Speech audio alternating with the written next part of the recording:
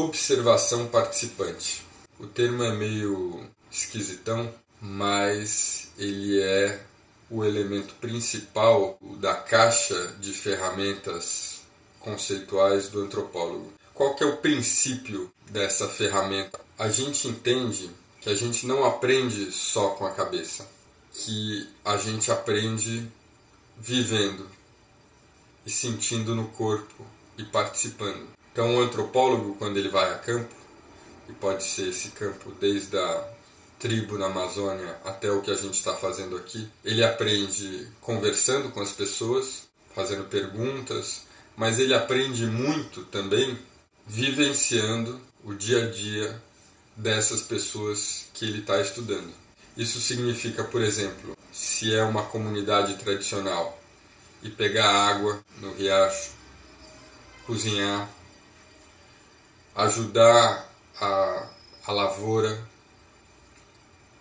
participar das atividades sociais, por exemplo, de noite, ir para uma determinada roda de conversa, ficar jogando conversa fora ali, ouvindo as histórias.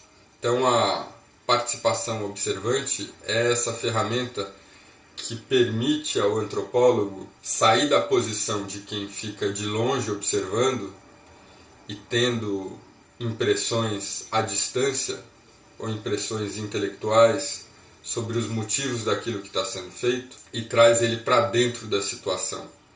E junto com a prática acontece também um processo muito intenso de autoobservação. Autoobservação no sentido de perceber que nós estamos percebendo as coisas. Por que eu estou falando disso, de observação participante? Porque eu quero compartilhar com vocês o trabalho do professor Mike Wesch.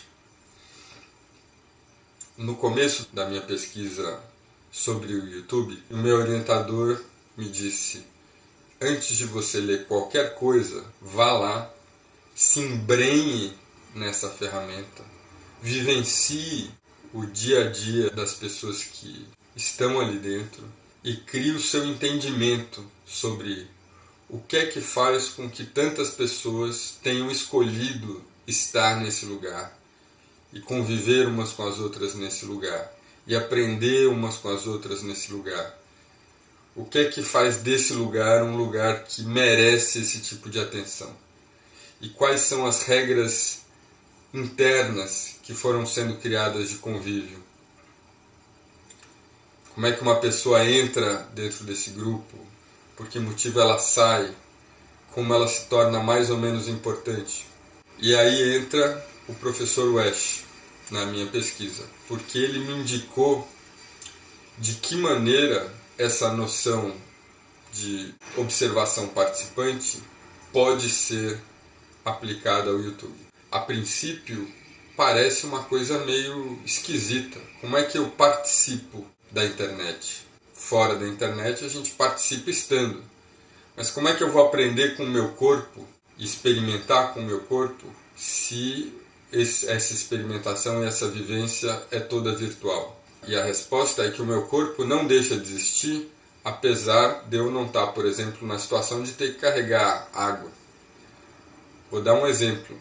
Quando a gente fala de colapso de contexto e a gente olha para a câmera e se sente super incômodo e gagueja e fica nervoso e se sente frustrado, essas não são experiências da cabeça ou só da cabeça. Essas são experiências do corpo inteiro, apesar de eu estar sentado na frente do computador. A princípio, eu tenho a impressão que a gente é levado a pensar que a maneira de se estudar o YouTube é simplesmente observando as pessoas que estão no YouTube.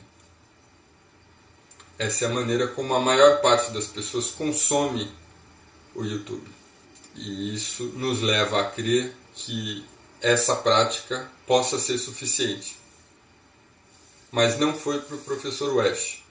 Ele pediu para os alunos dele, todos, criarem seus canais no YouTube. Então, para eles assistirem vídeos, os muitos vídeos que eles assistiram ao longo do processo, eles, junto com isso, também fizeram os próprios vídeos. Eles ligaram a câmera e vlogaram. Eu enxergo pelo menos 2 motivos para justificar essa proposta do professor Vesh. O primeiro motivo é que, ao fazer como os nativos do YouTube, ao ligar a câmera e se submeter à experiência de enfrentar a câmera, a gente tem essa vivência em primeira pessoa. Isso nos capacita a fazer perguntas. Ou seja, quando você fez o seu primeiro vlog, por exemplo, você viveu esse estranhamento? Esse é o tipo de pergunta que provavelmente só quem vivenciou o processo de criar vlogs consegue fazer. O segundo motivo é que quando você está ali dentro e você se mostra para as pessoas que você está estudando, quando você entra para essa comunidade e você se apresenta e você mostra para elas que você está fazendo um esforço para aprender o que as leva a viver do jeito que elas vivem e aprender como elas aprendem, você está prestigiando essas pessoas. Você deixa de ser aquela pessoa do alto do seu pedestal que olha aqueles seres lá embaixo com um ar de superioridade, do tipo, eu vou aqui entender como a cabeça de vocês funciona, e você se torna uma dessas pessoas. E você mostra que a vida delas é tão importante para você que você escolheu se tornar uma delas, para aprender com elas o que é ser como elas são. Qual é a consequência? É que você vai estar muito mais perto delas para fazer as perguntas. Você estando no YouTube e tendo um canal e compartilhando as suas vivências nesse canal, você prestigia o grupo que você está estudando. Você se humaniza frente a esse grupo. E ao fazer isso, você ganha créditos, ganha confiança, ganha respeito dessas pessoas. E elas se colocam numa posição não de desconfiança ou de estranhamento, mas de gratidão por você as estar valorizando, ao mostrar que o que elas estão fazendo é importante. Esses 2 motivos, para mim, justificam a opção de metodologia de pesquisa que eu fiz. E como que eu fiz, de que maneira eu fiz essa observação participante. Agora, o trabalho do professor Vesh me influenciou ainda por outro motivo. Terminado o trabalho de coleta de informação, ele poderia ter voltado para o mundo dele, que é o mundo acadêmico, e se contentado com tirar proveito do que ele coletou.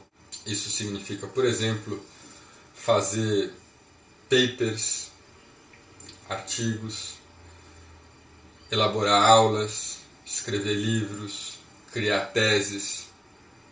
Tudo aquilo dali serviria e seria o suficiente para ele receber as benesses que alguém que vive dentro do círculo acadêmico tem direito quando trabalha bem.